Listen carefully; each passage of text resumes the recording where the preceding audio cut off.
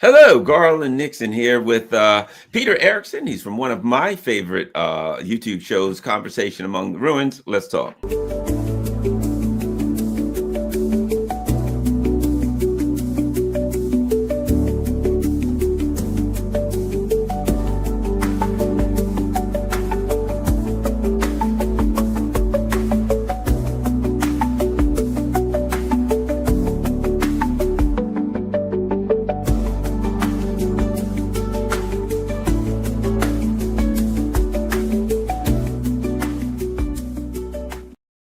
Hello, Garland Nixon here, hanging out with Peter Erickson. And for those of you who haven't checked out the YouTube show Conversation Among the Ruins, I highly recommend it. It's a great show. It's Peter and his son, and they just kind of discuss geopolitics. And yeah, I'll say this, I love the Duran and a number of other shows, but Conversation Among the Ruins is one of my favorite shows. I think it's really going to grow. And I think it's part of what makes alternative media worth watching. The people who are just kind of having a conversation and making an earnest attempt to figure out this mess. Peter, thanks for coming in. I certainly appreciate you taking time out. Okay, very glad to be here, and thank you very much for the kind words. I've long been a fan of your show. Oh, well, that's it makes me feel great. All right. And believe it or not, I put your name up there and I'm like, okay, I'm having Peter Erickson and blah, blah, blah from Conversation Among the Ruins. And I got a bunch of people say, well, that's great. I love that show. That guy's great. I didn't know his name. I wondered who he was. You're like a mystery guy. Everybody's was like, I love the show. Yeah. Who's this guy? I just know him by dad. He's dead. So I guess for most people, you're just dead. So let's get started here. One of the terms that I use, and I always use, and you hear people use it, people don't talk about, labels are important, words are important, right?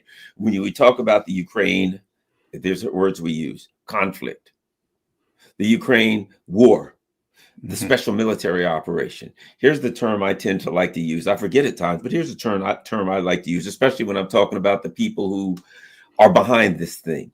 And I'll throw the term at you. Okay. And see what your interpretation of this business that I'm saying. It's what we call it. I call it the Ukraine project. I'll throw it to you. Okay, well, I like that.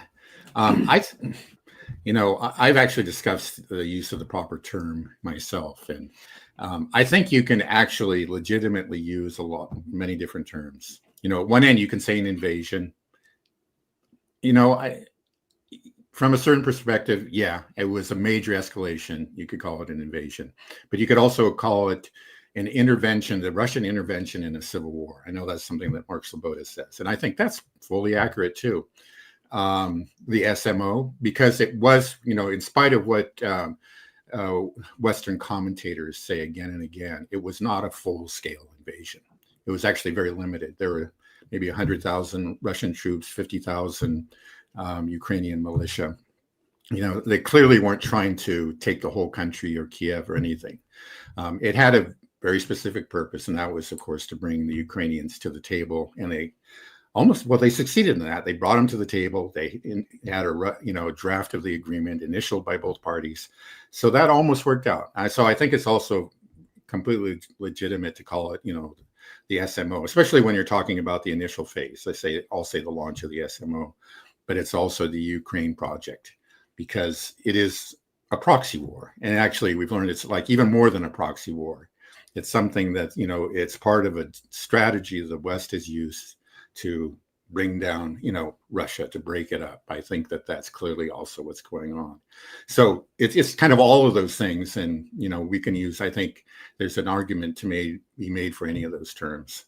But yeah, it is the Ukraine project. It is, and it continues to be. I think what we're seeing is maybe I hope the death throes of the Ukraine project. I think maybe you can say Ukraine's Western handlers are starting to understand that the whole thing is falling apart, and so they've become increasingly hysterical, strident, and desperate. I think that's what we're seeing now. I hope. I think it's always, I hope, but I think it's likely that the Ukraine project, I hope it will end soon, but I think it's likely that it will probably go on for another year or two at least. One of the reasons I think it's important to call it the Ukraine project, and that is because one of the things, some people would think that the project implies that it's a singular event, right? One of the things I like to put it in context is this: there is a larger plan here, Mhm. and this project's part of the larger plan, right? Like building blocks. I want to, like you ever get like a piece of furniture from IKEA, and you got to put the legs together first. If you don't put the legs together first, and there's a little one tooth, and then you put this right. And if you get it and there's some screws or parts missing, and you can't put the legs together, you don't have a table. And that's the way I see it. The Ukraine project is the legs. Now, what do they want to Yeah. do? They want to take out Russia. Well, why would you want to take out Russia? As Zbigniew Brzezinski said in his book, well, that's easy because then we can split it into three pieces and attack China from three. You know what I mean? Now Yeah. you see where I'm going with that. And that is the Ukraine project is inextricable from the unipolar plan for world hegemony. That's that when you put it in that context, it starts to look more like madness. You know what I mean? Yeah. Yeah. Well, no, I think that's true. I believe it was 2019 that the Rand Corporation came out with an article. I think it was called "Extending Ukraine," and extending and extending unbalancing Russia. Extending and unbalancing Russia. Yes. And unbalancing Russia, right? And it kind of spelled it out, and just encouraging a conflict between Ukraine and Russia was just part of it. But they felt like, that was the most certain way to bring about the demise of Russia. So yeah, it is part of a grand strategy. I don't know that everybody is thinking of those terms. Some people think in strategic terms, and other people just emote. They just hate Russia. I think that's part of what's going on. But yeah, I think that's been there for a long time. Yeah. I think, your point is well taken, because that's why we kind of have a cacophonous foreign policy thing going on right now, because you have the people who are would look at this and say, oh, darn, we want to take Russia out. Well, screw it. That didn't work. We'll go get China and then we'll come back and eat Russia later. Right. Mhm. But mixed in with that, you have the true believers who are like, well, we really do hate Russia. And you guys saw it as, we'll take Russia out and we'll go with China. And we're good with that. Yeah. But to us, the most important thing is we're feeding this anxiety-ridden hate that we have for Russia. So once they got their clutches locked in on Russia, it's, forget all the rest of that stuff, man. I hate Russia so bad, and I'm excited, and we got them in our sights. We got to take them down now, Yeah, no, I think you're completely right. It's to the extent that we can, we should try to figure out what the reasons are behind this, what the strategy is. But let's not forget that we're also just dealing with raw emotion here, and a very large component of the, let's say, Western psychology, the anti-Russian Western psychology is irrational and is in the end really impervious to analysis. I think, if you're dealing with rational people, they may be very evil, and they got their strategy. Hey, that didn't work out. Let's put this to a side for a while and go attack somebody else, right? But yeah, we have these other people that, like you said, they got their claws in it, and you're not going to pull them away. I would say this, rather than the word psychology, I'd use the word pathology. They're I mean, look at Starmer. This pathological hatred for Russia. What we've got is effectively Captain Ahab. And Russia's the great white whale. And you look at what's happening in Europe. Their ship is sinking. Yeah. And I've got a book right here that, to me, Ally versus Ally. I don't know if you're familiar with it. No, Anthony Blinken. I saw the name. Yes, America, Europe, and the Siberian pipeline crisis. Okay, I've heard about it. Yeah. Yes, and in this book, there's a dead giveaway. There's a, you read the writings of a sociopath, and you find out, what's deep down inside. And one of the things that Blinken says, and I think I'm going to throw this at you, I think that's what separates him from the Trump kind of people. In that, he says a lot of things, but one of the things that he talks about is basically a certain foreign policy element, which clearly he belongs to, that says they wanted to stop. They saw the pipelines, that the people in Europe saw the pipelines coming from Russia with cheap energy, this is in the 80s, as purely economic, right? Hey, it's advantageous, economically advantageous for us to get cheap energy, and boom. And they were right. But he went on to say, but this other group, which was clearly, obviously his group, sees it as geopolitical and strategic, and wants to take those pipelines out. And he says in there, regardless of the economic consequences for Europe and American businesses, right? So it's, we don't care if it destroys American and European businesses. Who cares? We got to take out Russia. They were pure ideologues. And when you read that book and you look at Joe Biden blew up Nord Stream, and you look at the Trump people who are coming in saying, hey, what about money? What about the cost? What about businesses? Boy, maybe we can make deals with Russia. You see that divide. Not that Trump is some kind of a dove by any stretch of the imagination, but there is an economic calculation there. Yeah, no, there's no question about it. And I think it's actually another important point to make, is that, you know, that book, for example, preceded, you know, the annexation of Crimea by years, the launch of the SMO by even more years. This animus against Russia goes way back. And it was, you know, it's now, you know, there's an attempt to just attribute to the launch of the SMO, or maybe the annexation of Crimea. You know, say, well, you know, we wanted to get along with Russia, but they've done these terrible things, and now, you know, we must fight them. But it's clear that hostility preceded, you know, any of these actions by Russia by a long shot. In fact, I think it was Jeffrey Sachs who said way back in the early 90s, when he was dealing with the Russian government, he found that, like, when he'd make proposals, he had spent time working with the Poles and, you know, other states. But when he got to Russia and he would call back home and say, okay, yeah, we're entering this new phase. It would really be helpful if you know, did X or Y or Z. He wouldn't get the cooperation that he would get for these other countries. And he found out that there were, even back then, you know, the Soviet Union had fallen, but there were people who never stopped hating Russia. And they I think Anthony Blinken clearly is one of them. They've stayed there and they've just maintained, there's just this core of pure hatred for Russia that drives this. And sometimes, you know, there all kinds of justifications are used, but I think really right at its core, there's a certain, there's a faction, or more than a faction, within the Western political class, and then particularly in some countries in Eastern Europe, that just hate Russia, and that's what they're about. It's sort of like, it's part of their identity. It's how they, you know, it's what gives meaning to their lives. And unfortunately, I think that's what we see too in Ukraine. You know, again, preceding any military conflict, you know, there were the Banderites, and they really were about hating Russia. You know, they ended up saying, you know, putting aside their hatred for Jews and other, to a certain extent anyway, but they held on to that hatred for Russia, and that grew, and that just became what they were all about. And, you know, so we're fighting a real monster here. It's not going to go away with, you know, as a result of a few negotiations or some deal making or whatever. You know, we're dealing with inveterate hatreds.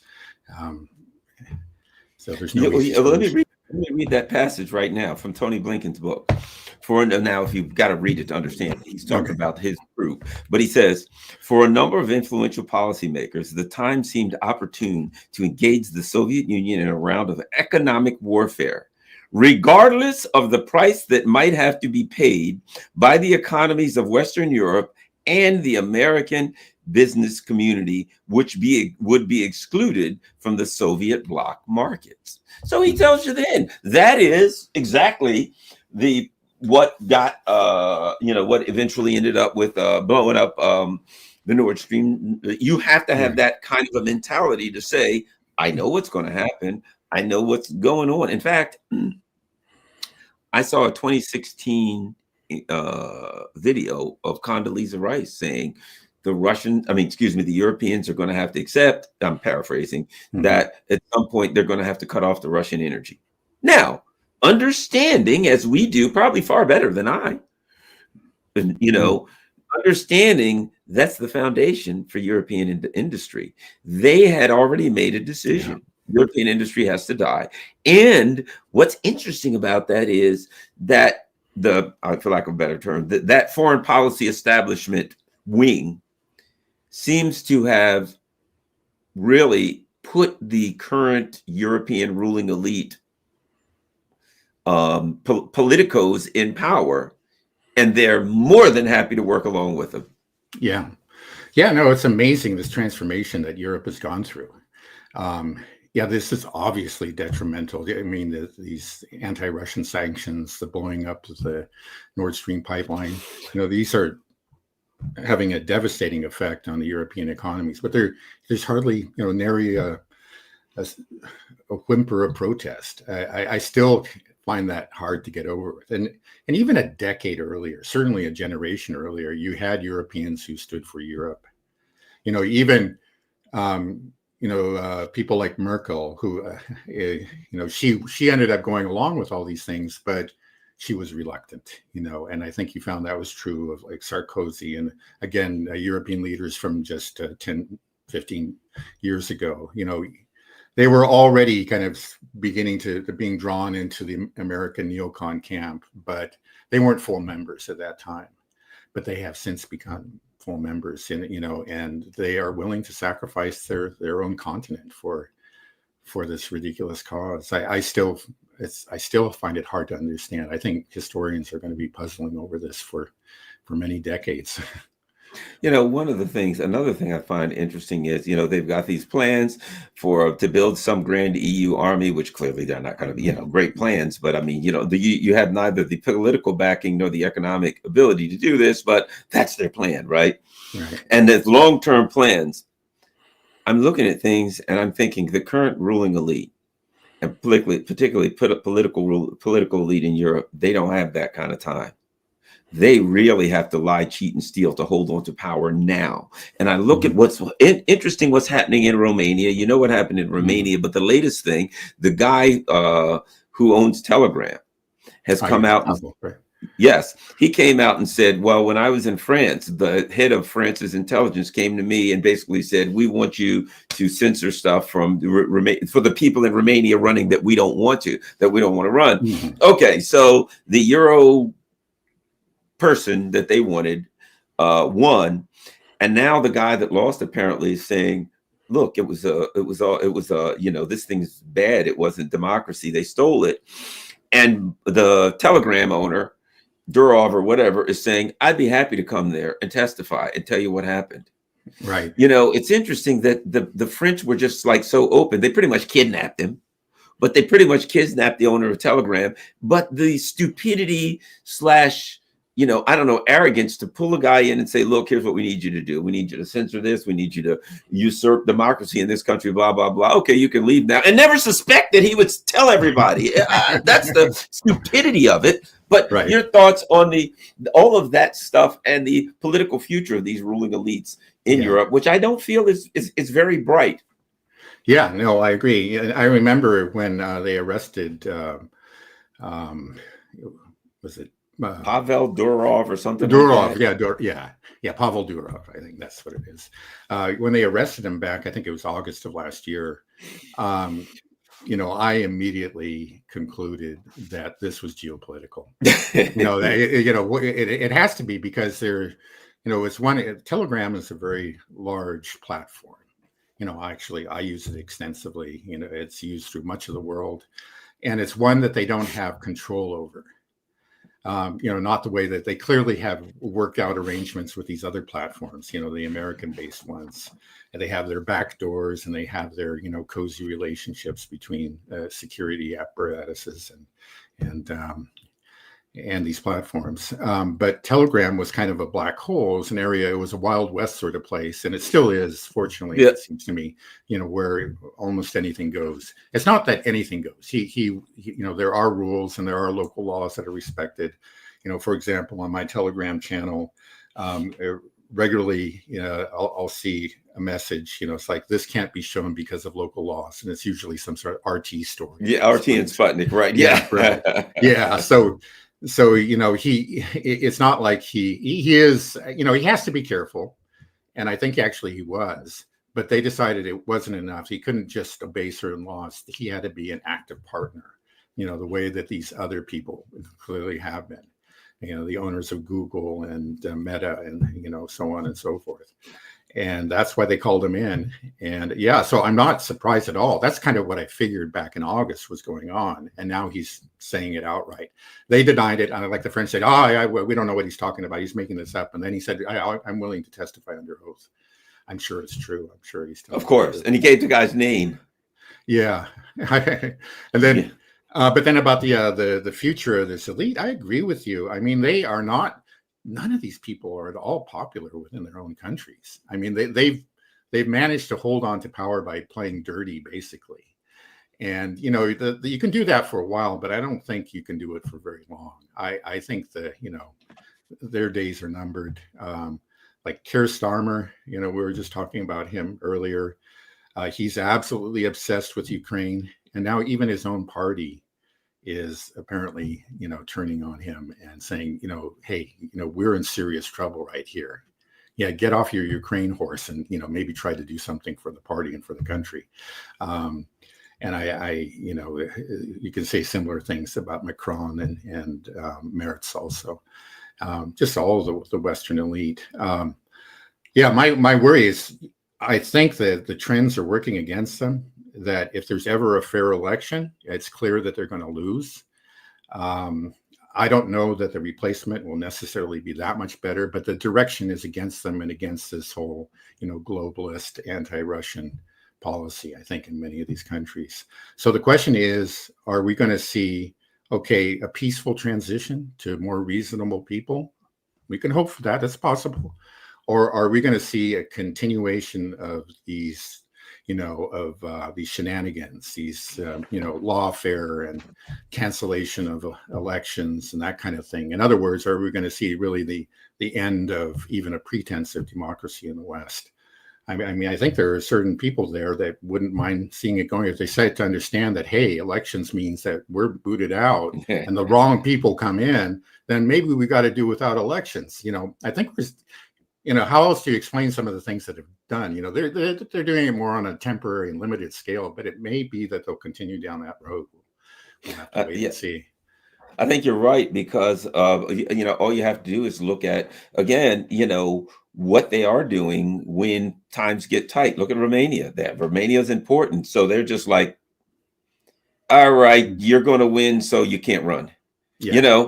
You can't run, and you're charged with, I don't know, anti-Semitism, whatever. It doesn't matter. You're charged with something. Right. You can't run. It's your party's starting to move ahead. I think you guys are like terrorists or something. Whatever. We're going to label you something bad, which means we can now start interrogating, tapping all your phones, etc., and then we'll make something up. It was clear that Alternative for Deutschland was one. They were going to get rid of that, but they couldn't because of so much pressure. The thing about it is this. Let me throw this at you. I don't see, some party that I'd love coming in. You know what I mean? I'm a lefty. I don't see the second anti-war person. They're not going to have some Gandhi-esque figure taking over in Germany, France, and Europe. But I do think that the move will be towards a more nationalistic, whatever that looks like, and a Eurosceptic parties, NATO skeptic parties, not want to be part of these grand projects that have economically, crushed them. So there's something to be said for that. Yeah. Now, they blame immigrants or whatever the case may be. And I don't, do they have legitimate issues with immigration? Yeah, but there's some very, very fundamental issues that you got to address to deal with that. But I do think that the future of Europe politically is Eurosceptic. We don't want war with Russia, and we don't want to be a part of NATO. I think that's the 5 years out, there'll be a lot more of that. Yeah. I think you're right. At least, that I think that's the trend within the population. You see like the support for Project Ukraine has been declining steadily over ever since the launch of the SMO. And the voices being raised against the sanctions on Russian oil and gas and those are getting louder rather. So because in the end, we're talking about objective reality. This has been very bad for Europe, and you can only run away from a reality so long. It's kind of easy, like in the first few months after the let's say the initiation of a conflict. People emotions are running high, and you say all kinds of things, and the more extreme your statement, the more applause you get. But then as time goes on, you start to say, and you get these bills in the mail, and you say, man, I'm paying 2 times, 3 times what I used to for a heating bill, and I just got laid off at my company because their energy costs were too high, or maybe their investment opportunities in Russia were lost, and you just started saying, this is really isn't this isn't a whole lot of fun. It's just this is reality will grind you down. And I think that reality is pushing Europe in that direction. Again, but we have these crazies to the top, and I don't think they're going to retire gracefully. That's my fear, but we can hope. And I think this is actually, not a far-fetched hope, but that they can be replaced with more reasonable people. Now, one of my fears, and I know I've discussed this with Charlie, is that, often I find myself, lauding the populist right, because often they seem a lot better than the people that are running the show now. But when they come in power, are we going to see a return to democracy? I think we're seeing. This is not an area of expertise for me, so I'm not going to go into this very deeply. But just looking at Trump and the second administration, there are a lot of things that I applaud. I support what he's done in many different areas, but there are some worrying trends too. It's just like the way he's gone after immigrants and certain law firms or whatever. It seems to me that we are on kind of an authoritarian trajectory. Let's put it that way. And it's not something that started with Trump. I disagree with the Democrats who just seem to think that all the problems with Trump. It's something that goes back and really began. I think it's fair to say with the Democrats and their attacks on him. But finally, he's fighting back, and in fighting back, he was taking us further down this dark path. And I'm afraid we might see the same kind of things happening in Europe too. Maybe we're wrong. I'm wrong about that. And a stable and sensible kind of democracy, a real democracy, can be restored there. But I have my worries.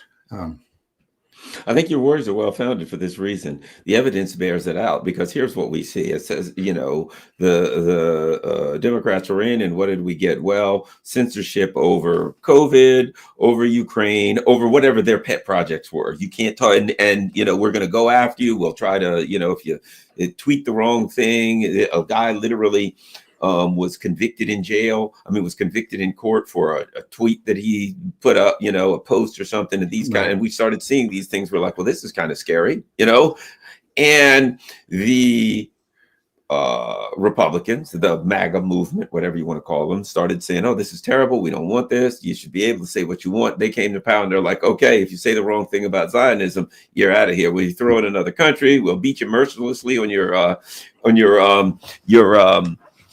college campus and lock you up and whatever, deport you, you name it, send you to El Salvador. So what we got was, as I always like to put it, do you want vanilla totalitarianism or butter pecans? Either way, you get just a different variety. Whatever I find important, I will make sure that I will violate your constitutional rights for what I feel is important. Unfortunately for all of us, Zionism is the one flavor that they share. That comes on all Sundays.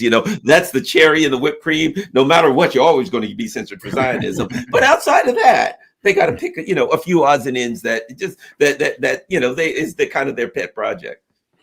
Yeah. Yeah. So it's I don't know. looking at actually all the political parties, probably the one I don't know enough about them to actually give them, my seal of approval. But there's the Sarah Wagenknecht party Yeah. in Germany, and I've like I said, I think I heard one of them being interviewed. Maybe it was the Duran or something else, and she's just sounded very, very reasonable. It's like some of these populist right parties, actually, I could go for them, but then they always make an exception for Israel, and it's just like, I'm sorry, but that, for me, that's not a minor issue. Right. Yeah. This is genocide, and that's such a black mark. I just would feel uncomfortable voting for any party that's supporting that. But that's one party, where it seems to me anyway that her party is sensible in all directions. Let's get to the other side, and let's get to the conflict here, the project. Yeah. And the reason I think it's important to view it in the context of the, diabolical plot for world hegemony, shall we say, I think it's important to view it through that context for this reason. Since it's a critical part of it, and this is what the people who are prosecuting it for that reason know, if it dies, your whole plan kind of falls apart, which their whole plan is. I think the Houthis hit their plan below the waterline, as it were, because the world said, well, if you're losing a naval battle to those people, you probably want to stay away from Russia and China. Just, a thought that it became obvious at that point. Right. But we're in an interesting time, because I'm sure you've heard Medvedev, Putin's alter ego, come out recently and say what I think is the obvious. Look, guys, it's your last chance. Throw in the towel, or we're going to pound you into the ground.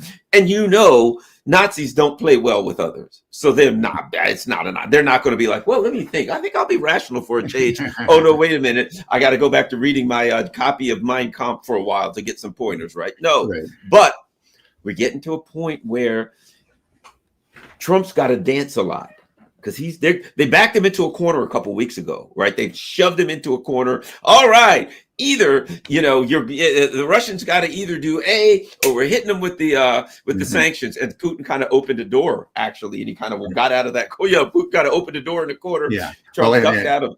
Trump ducked out of it, and he's a slippery soul. They think every time they think they got Trump, he's kind of slippery, but at some point he's going to have to make a decision. But my point being, Medvedev is saying we had enough, and everybody's been looking at this for a while and saying sooner or later the Russians are going to bring the hammer down on these people, and what happens then? And I think we're getting closer to the hammer falling on the Ukrainian military front.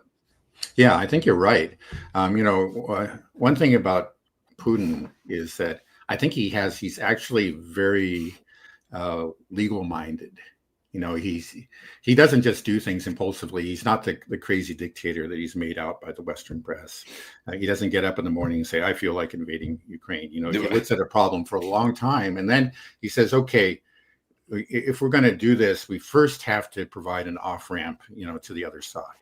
It just wouldn't be right. And a real off-ramp. So you saw in the lead up to the launch of the SMO, in the months and even the years prior to that, the Russians were issuing warnings, and then those warnings became, increasingly loud and frequent in the months leading up to it. And they're saying, look, but we have to make this agreement, or otherwise there will be a technical military response. But let's avoid this. Let's get talking. Let's work this out, a security architecture for all of Europe.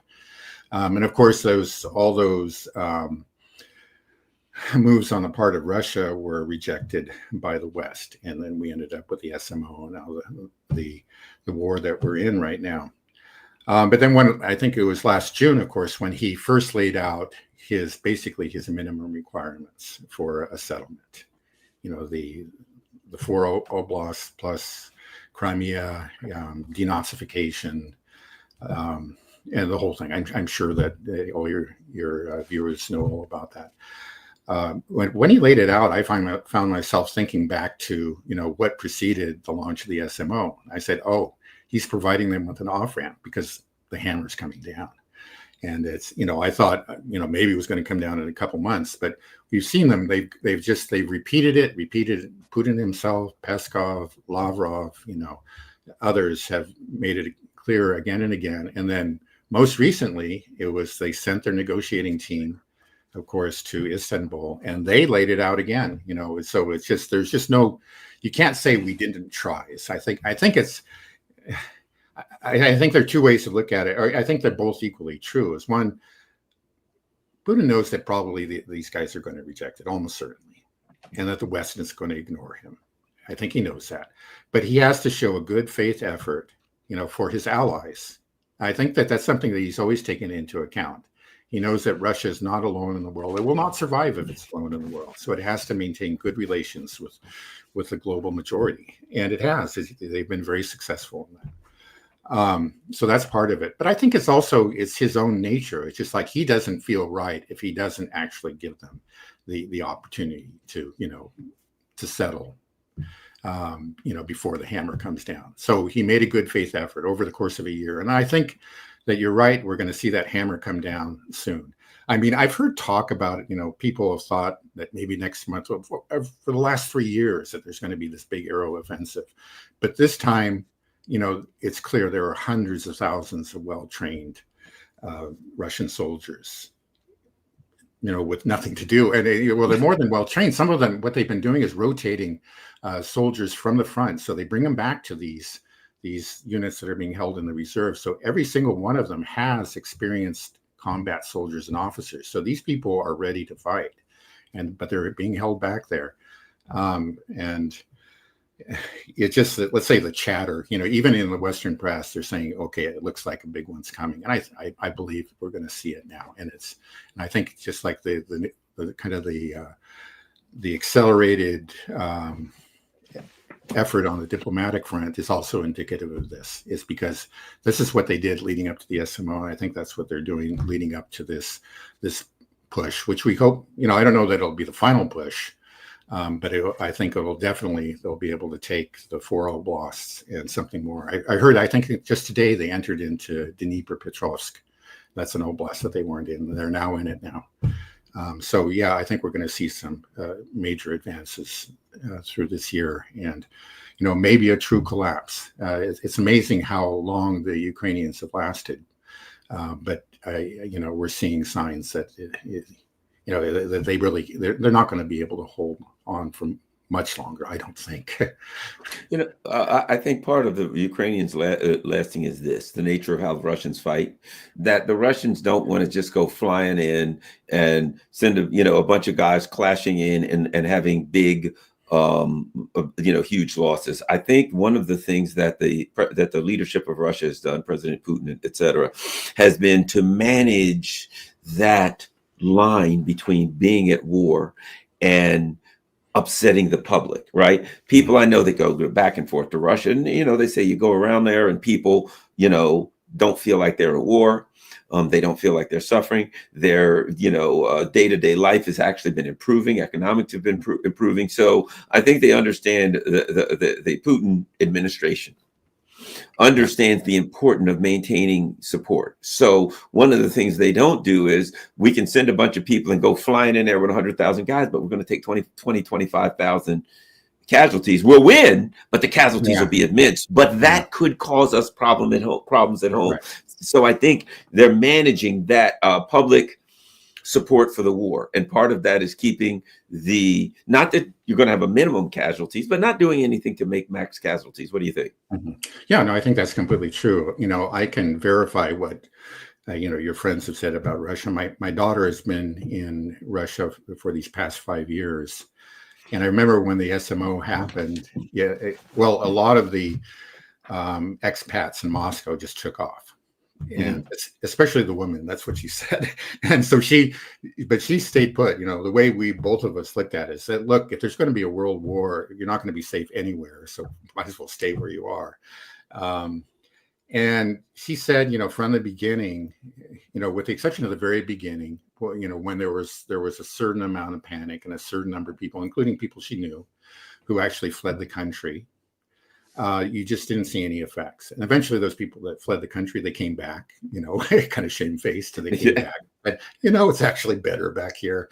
And I was silly, I listened to some of the Western news reports. It wasn't true. I wasn't in danger of being conscripted. As she said, you couldn't, she was saying that you couldn't tell. If she wasn't following the news, she wouldn't know that Russia was in a war. And actually, my wife and I have been to Russia twice in the last couple of years, and that's what we found entirely. It just the places that we visited, which were Moscow and St. Petersburg, and which are admittedly probably the wealthiest parts of Russia, but they're clearly, quite prosperous. Life which just seems so very normal. It's almost like the biggest impression. You come back, just everything's completely normal. People are normal.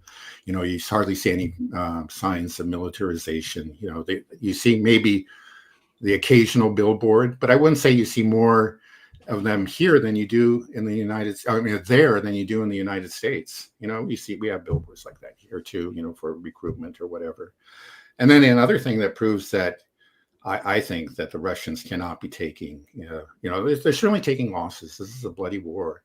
But the losses are, within an acceptable limit, meaning that the Russian people are willing to absorb them and to move on and to continue to give their support to the Russian government.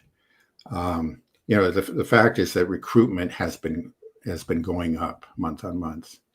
And I think they're now saying like 40 to 50,000 young men are volunteering. And sometimes even middle-aged men are volunteering every month. And that would not be happening if there were really these horrific losses on the line, because you can't hide that from people, right? Especially when you're living in a smaller town or whatever, you hear your cousin died and whatever, or half your high school classmates or something, you'll know when that happens. It clearly isn't happening because recruitment it continues to go up.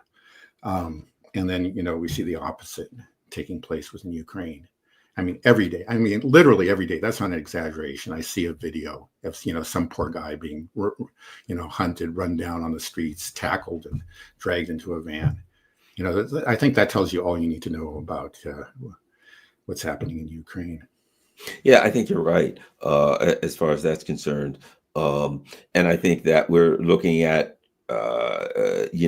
something happening pretty soon, and we'll go from there. I'm going to put it this way. The good thing about is that Europe is so pathetically weak. That they sent everything that they had to Ukraine, and that's been blown to pieces, that they're barely able to scrape together a couple of dozen soldiers. And if they can, they don't have any equipment to send with them, because we're not in a position where it's, well, if this goes bad, will the Europeans try to jump in and start World War III? Well, they have nothing to throw in. They have been fully demilitarized, and Trump's not going to do it. This is my feelings even on Iran. Could we have a war with Iran? In theory, yes. Personally, I don't believe that Donald Trump wants a big war. I could turn out to be wrong. Mm-hmm. I don't think Donald Trump will pull the trigger on a big war. I think he understands. I don't think he wants to. Watching Trump don't like to stick his neck out. Mm-hmm. And he doesn't like to take a chance of collapse. And to do that, I'll say this. Would the neocons want a war for numerous reasons? Absolutely, against Iran. Mm-hmm. Not the least being because it would be the end of the MAGA movement. Mm-hmm. If they did that, MAGA's dead. They'd abandon Trump. They would be furious. They've already started saying this is not what we voted for. So they would get to number one. They get the war with Iran that they want allied with Israel, or except I think they really wouldn't like the results, but they would get to divorce Trump from MAGA. Boom, you get that divorce, and they'd kill the MAGA movement dead. And I think they'd be thrilled about both of those things, but I don't think they're going to get their way. I don't think Trump's attacking Iran, and Trump is not sending anything, no matter how much the Europeans cry. Donald Trump's not sending any troops or anything. I think Ukraine is going to end up one way or the other, beaten to a pulp. And I think that ultimately, this has always been my prediction, they're not going to be mad at the Russians. In the end, they're going to be furious at the US and Europe, and they're going to say, look what you did to us. And then you abandoned us, and you promised that no matter what, you'd be there for us. And when we really need you, you walked away, and they're going to be pissed at the Europeans and the US. Anyway, that's a lot. I'll throw it all at you. Yeah, well, they certainly should be. I mean, again, it was like, hey, you told us to tear up that agreement. We could have, kept all these territories, and there would be, I don't know how many men they lost, but let's say 200,000, 500,000 or something. They would still be with us, if we hadn't listened to your advice. And you told us that, that you had our back, and that we were bound to win. And now look. Yeah, of course they should hate them, and I think there's a real chance at some point that will happen. There will be this, the anger is going to shift towards the West. It certainly could happen. And in general, I agree with both of you. I think not both of you, but both of your points right here. First on Iran, but also on Europe. The main thing that we have going for us, when you look at the European conflict, even when it was a lot scarier under Biden and there was this continual escalation, I kept on saying was that, yeah, that's true. These people are crazy. They're on a really crazy course. But the best thing that but there's a certain reality there that we cannot ignore, and that is their fundamental military weakness. They can talk big, they can threaten, they can escalate up to a point, but in the end, they have nothing. And so, that's a good thing. That's a good thing about Ukraine. And then in the case of Iran, well, I think you're right. Trump does not want to get involved in a real war with Iran, but there are some very confusing signals recently. I'm sure that you saw that Witkoff recently went out and said that they basically cannot have a conventional nuclear program, no enrichment, and that was a deal killer. I think the Iranians had made clear to him that was a deal killer, and after he made that statement, Khamenei actually declared, "Yeah, we're breaking off the negotiations." So that's very worrying. And then there are these rumors that Israel is planning an attack. Now, so where does that leave us? I don't know. The whole thing just seems so crazy. I don't know what's going on. I don't know what. All I can say is that clearly, there is some kind of a battle that's actually began well before the Trump administration between the realists and the crazies on Iran. The crazies have always been there, but the realists have been there too. I think they're mainly centered in the Pentagon, and they just understand how militarily difficult this is, and how it could end very, very badly for the U.S. And the realists have always won, because it's not the first time there's been a push for war with Iran, as you well know. We certainly had that under George W. Bush, and I think that battle is going on again. And that I don't know, it's maybe that Trump doesn't seem to run a very tight ship. Let's put it that way. And so you hear these contradictory voices, and somebody clearly got to Witkoff and maybe convinced Trump that this was a good idea to break it off and threaten the Iranians or something. But I think you're right. He doesn't want to do it. It's just not in his character. He did get very tough with the Houthis for a while, but of course, again, this is a very, very poor country, and it didn't end well for him. And I'm sure that he, probably reached some conclusions. I don't think that he will do it. It has to be remembered too that after the assassination of Soleimani during the first Trump term, which was an awful thing. It was one of the worst things that Trump did. It's a very thuggish act, but there was a real push afterwards, to get him to go farther. I guess the Iranians retaliated, and there was a chance to to retaliate in kind and to escalate. And the Iran war hawks, they saw that. People like John Bolton, they were pushing for it, but Trump said no. He did this terrible assassination, but then he just stopped right there. And I think that's what we see. We can see these thuggish acts, these maybe attacks on really poor, backwards countries. But I think he has a genuine aversion to war. He thinks it's maybe bad for business or whatever. I don't know exactly. There may be an actual humanitarian element in there. I wouldn't overplay that, but I wouldn't entirely discount it there either. So even though it seems like the relationship between Iran and the U.S. is veering in the wrong direction, I still have my hopes. But I'm same with you. I agree. It's probably not going to happen, but it just might, because the crazies haven't gone, and I would never put a whole lot of money on anything that Trump's going to do. He's just unpredictable to the core. Yeah, I'm at a point. I believe 90% no. I really believe Trump no. And the other part of it is this, and I think Trump knows it. MAGA would be dead. He'd shoot MAGA right between the eyes. It would be dead. People forget what MAGA is. MAGA, Trump didn't create MAGA. 2008 created MAGA. 2008 uprose the Tea Party. And I know I covered it intensely. I was at Fox News back then, Fox Business News at that time, and we covered it. And all talked about it, and talked to different people. And then the Tea Party Express came with, who was it, Tom Hastert, whoever was. Remember that stuff? I don't remember if it was him. One of these machine people took it over, and pilfered a lot of money. But the bottom line was, it was there. It was the Tea Party, and it was economic. And what were they angry over? Well, they took a beating in 2008. Everybody was happy, but they were really angry over the bailouts. Remember, that was the Tea Party, was infuriated over the bailouts. They had a legitimate. It was an economic, and there were some cultural issues there. But first and foremost, it arose because of 2008. Donald Trump comes in, he commandeered the Tea Party. So my point is this: where the liberals have it wrong is they think that it's a cult of personality for Trump. Could you make an argument that that element exists? You could, but that's not the origin of it, which means since it was there and he took the wheel, they could always get a new driver. So there, you saw Marjorie Taylor Greene tweeting, "Hey, this is what I represent the Tea Party. We don't want a war with the world. What the hell? This is not what we voted for, right?" It's a message. It's in Trump. Again, for all my issues with him, I have to be an honest evaluator of it. He does have a strong intuition for politics. I mean, look what he did. You got to be honest about that. He smacked the whole system in the head, and he understands the importance of keeping, I guess you could say, if he's in his audience, his base happy. And he always maintains that connection to the base, and always does something. No matter how mad, he'll do some things to make them happy again.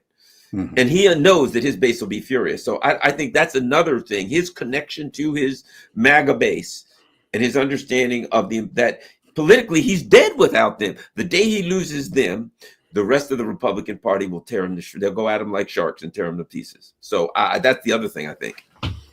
Yeah. Well, yeah, I think you're basically right. There are the personality cultists, who are just going to champion Trump no matter what he does. But they are not all or even the majority of the MAGA base. I think you're right. There's something more there. Now, a lot of these people, even the true MAGA base, the ones that are, believe in the principles of MAGA and don't just worship Trump, they don't put foreign policy first. They're not as concerned. We're foreign policy nerds, and we pay attention to the ins and outs, and they're not like that. But what they don't want is serious American involvement. Meaning tens of billions of dollars flowing to other countries, or American soldiers coming back in coffins, or American planes being shot down, or gas prices going through the roof. Yeah, all of those things, and a lot of that would happen if you had a war with Iran. So you can. Unfortunately, at this point, you can break the ceasefire agreement with between Hamas and Israel, or you can allow that happen, encourage it to happen, and with these terrible consequences that we're seeing. And unfortunately, the great majority of the MAGA base are not going to care.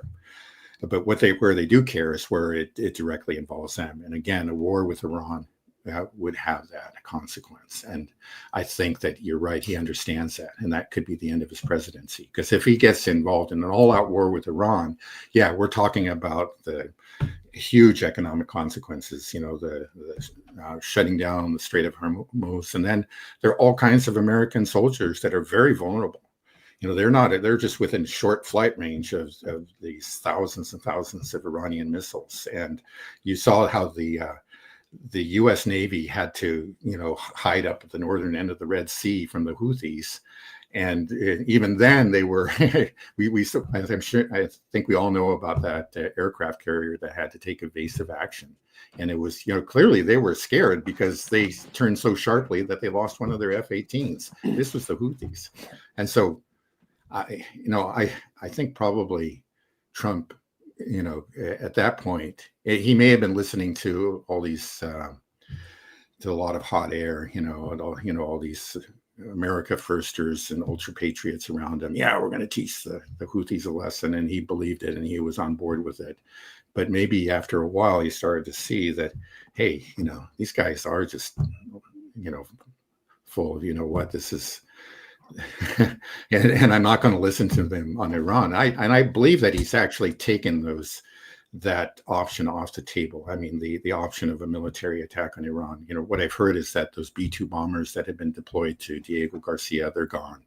I don't think he's even considering it. I don't know what this game he's playing right now, why he's broken off, basically, forced the Iranians to break off negotiations, and then you have these leaks about an Israeli attack. I don't know what game he's playing, but I don't think he's really going to engage in a full-scale attack on Iran.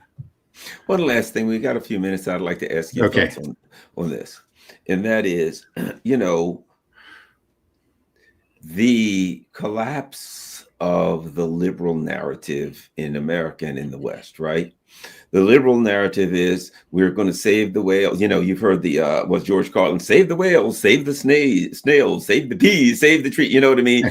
We're the goody goodies. We're there to save this group. Hollywood, oh yes, we're here. We've got every chewing gum advertisement has one black person, one white person, one female, one gay person. You know what I mean? Yeah, it's everything in Hollywood's a Benetton advertisement. This constant, we're the good guys, we're the nice people, we're the righteous ones, right? Yeah. And now they're like aligned with guys that are goose stepping around with Hitler tattoos in one end.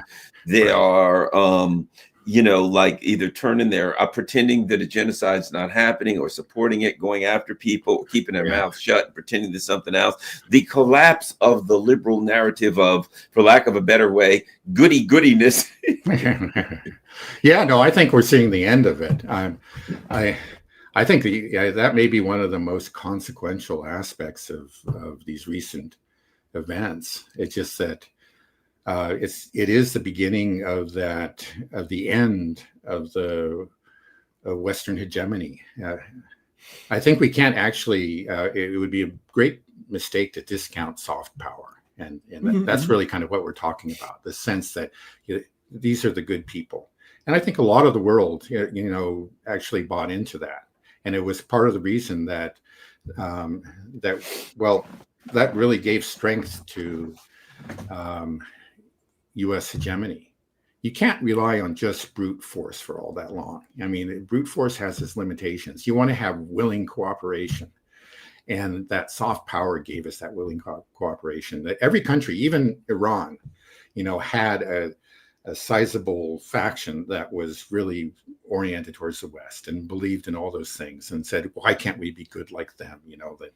And that is either been seriously damaged or it's just gone from so many countries around the world.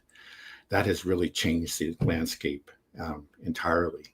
And we're going to see consequences of that for a long, long time. I think it is the beginning of the end of Western hegemony. Yeah, that right there. Internally. Yeah. The other part of it is how everything, and I add this, got to add all of it to it. And that is and this is internal politics, when the midterms come up. That has been the Democrats, kind of, the coexist bumper stickers and rainbow flags and all these, we're the nice, good, inclusive groups. And finding out that they're hiding that Joe Biden, well, it's clear Joe Biden had some kind of, mental acuity issues. Apparently he had, God only knows how long he had prostate cancer, but it's pretty apparent he had it for years and that was being hidden. The whole thing of the Democrats and the liberals being the good guys, being honest guys, telling the truth, all that. And it's like now corruption everywhere, aligned with some of the worst elements around the world. And now we find out you pretty much, by the way, internally, you usurp democracy in your own primaries over and over again. And now it's just coming out that you just hid and lied from your own constituents, which clearly would have affected the vote. Clearly, you had a guy in several states, Tennessee being one of them, where the Democrats said the only name on the ballot. If you remember that guy, Dean, whatever his name, Williams or Smith, he was running. RFK Jr. was running at the time, and the woman, Marianne Williamson, were all running. The only name they put on the ballot was Joe Biden. Yeah. And apparently he had both dementia and cancer at the same time, and they don't put anybody else's name on the ballot. Yeah. Can the Democrats recover from this, from being exposed for this corrupt group of insiders, elite insiders? Yeah, well, I think the Democrats should be outraged. The Democratic base. I'm sure some of them are. Maybe I'm just not paying enough attention to it, but I haven't detected that outrage. Maybe it's just the media sources that I go to. But I go to the elite sources like the New York Times. You get put my finger on the pulse, and they seem to be like. For them, nothing's changed. It's all Right. the good guys versus the bad guys, and we're the good guys, and and they still believe in that. The that fantasy of virtuous, angelic, liberal hegemony. I think they clearly do. I mean, that's the one place, the part of the world where this continues to have real power is within the West itself. I think on the edges within these societies, including in the US, there are more and more people that are waking up to it. But there are a lot of people that are still very comfortable with where they are, in their careers, in the institutions, the government agencies, corporations, wherever they work, the law firms. And they're still just part of that old system. And, it's their own. That's the world that they know, and they're not giving up on it. I don't see evidence of it yet. It's happening from the outside, from the grassroots, from the fringes. A lot of opinions that were extreme fringe are only semi-fringe now. It's obviously that kind of core group of believers in American virtuous power it's still there. They still have power, but that circle is shrinking. We have a ways to go, but at some point, we could see a real shift even within. I think that's the thing that we really need to hope for, because a lot of the horrors that we're witnessing around the world, especially in Palestine, that could end if America took a firm stance against it. And so, that's my hope, that that'll happen sooner rather than later in this country. The long-term trends look good in this country, but we're still not there.